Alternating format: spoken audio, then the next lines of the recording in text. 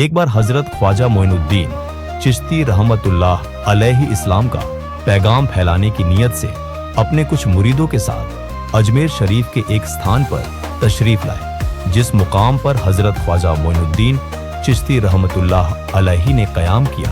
वहां के करीब ही एक बड़ा तालाब था, जिसे स्थानीय हिंदू लोग अना सागर कहते थे। उस दौर में इस तालाब की बसात और पवित्रता के कारण हिंदू समाज में इसका बहुत एहतराम किया जाता था।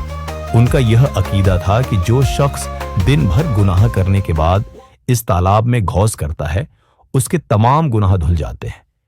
इसी वजह से वे इस तालाब को हमेशा दियों से सजाए रखते थे। कहा जाता है कि इस तालाब में हर रात दिए जलाने के लिए तकरीबन 3 मन तेल की जरूरत होती थी। तालाब की पवित्रता के कारण वहां सभी हिंदुओं को दाखिल होने की इजाजत नहीं थी। सिर्फ आला तबके के ब्राह्मण ही वहां गस्ल कर सकते थे और तालाब के पानी को छू सकते थे। उनका यह मानना था कि अगर ब्राह्मणों के अलावा कोई और तालाब के पानी को छू ले तो पानी नापाक हो जाएगा। हजरत ख्वाजा मोइनुद्दीन चिश्ती रहमतुल्लाह अलैहि और उनके मुरीद लंबे सफर से थके हुए थे। कुछ देर आराम फरमाने के बाद जब नमाज का वक्त हुआ तो ख्वाजा मोइनुद्दीन चिश्ती रहमतुल्लाह अलैहि ने हजरत बख्तियार काकी रहमतुल्लाह अलैहि को अजान देने का हुक्म दिया। हुक्म पाकर हजरत बख्तियार काकी रहमतुल्लाह अलैहि ने अजान देना शुरू किया। उस वक्त हिंदुस्तान में तौहीद का पैगाम और अजान के अल्फाज किसी ने नहीं सुने थे। जब लोगों ने पहली बार अजान के अल्फाज सुने तो उनके दरमियान हलचल मच गई। लोग अपने घरों से बाहर आकर एक दूसरे से कहने लगे, यह फकीर लोग कहां से आ गए और यह क्या पढ़ रहे हैं। अजान खत्म होने के बाद हजरत ख्वाजा मोइनुद्दीन चिश्ती रहमतुल्लाह अलैहि और उनके साथियों ने अना सागर तालाब पर जाकर वजू करना शुरू किया। जब हिंदू पुजारियों ने देखा कि एक अजनबी दरवेश उनके मखसूस तालाब का इस्तेमाल कर रहा है तो उनके दिल में गुस्से की आग भड़क उठी। एक पुजारी बोला, यह दरवेश कहां से आ गया? बिना हमारी इजाजत के इसने हमारे पाक तालाब को हाथ लगा दिया। हम इस तालाब को कितना मुकद्दस मानते हैं और इन मुसाफिरों ने इसे नापाक कर दिया है। इसका कोई हल नहीं निकालना ही होगा। इसके बाद हजरत ख्वाजा मोइनुद्दीन चिश्ती रहमतुल्लाह अलैहि ने तमाम साथियों के साथ मिलकर जमात के साथ नमाज अदा की। लोग यह मंजर देखने लगे और कहने लगे, यह तो कोई अजीब फकीर है। हमारे मंदिरों में सब देवी देवता मौजूद हैं और यह उनकी इबादत ना करके किसी नए खुदा की इबादत कर रहा है। अगर मंदिर के बाहर भी कोई खुदा है तो उसे भी मंदिर में रखा जाना चाहिए ताकि लोग उसकी भी पूजा कर सकें। शाम ढलने लगी। शाम होते ही राजा पृथ्वीराज के ऊंटों के चरवाहे अपने ऊंट लेकर उस जगह पहुंचे। इत्तेफाक से हजरत ख्वाजा मोइनुद्दीन चिश्ती रहमतुल्लाह अलैहि उसी जगह पर तशरीफ फरमा थे जहां आमतौर पर राजा के ऊंट आराम किया करते थे। चरवाहों ने देखा कि एक दरवेश का काफिला उनके मुकाम पर आकर बैठा है।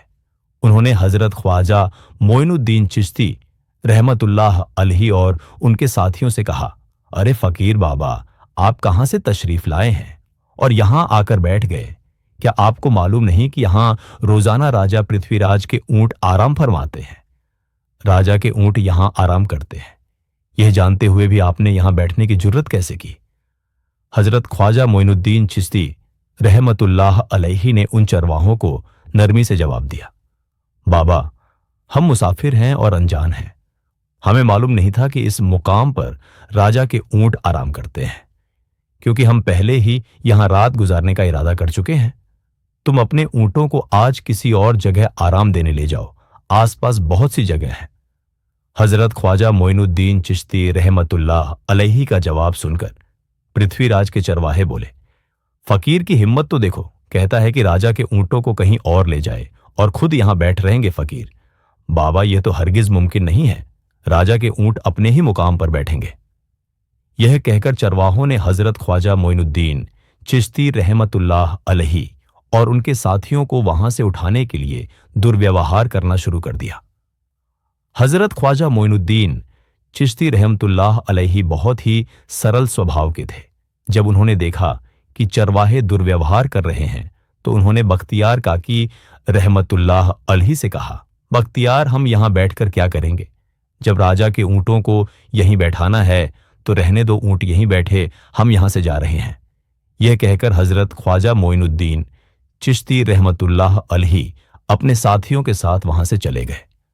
अगली सुबह जब ऊंटों को फिर से चरागाह में ले जाने का समय आया तो चरवाहे ऊंटों को उठाने की कोशिश करने लगे, लेकिन बार बार कोशिश के बावजूद वे ऊंटों को उठा नहीं सके, क्योंकि अल्लाह के वली हजरत ख्वाजा मोइनुद्दीन चिश्ती रहमतुल्लाह अलैहि ने कहा था कि ऊंट यहीं बैठेंगे। अल्लाह रब्बुल आलमीन ने उनकी यह दुआ कबूल कर ली थी और ऊंटों को आदेश दिया था कि जब तक मोइनुद्दीन चिश्ती खुद नहीं कहेंगे तब तक वे यहीं बैठे रहेंगे।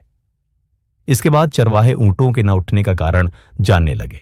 उनमें से एक नेक चरवाहा था जिसने कहा, क्या तुम्हें याद है कि हमने कल यहां से एक दरवेश को उठाया था?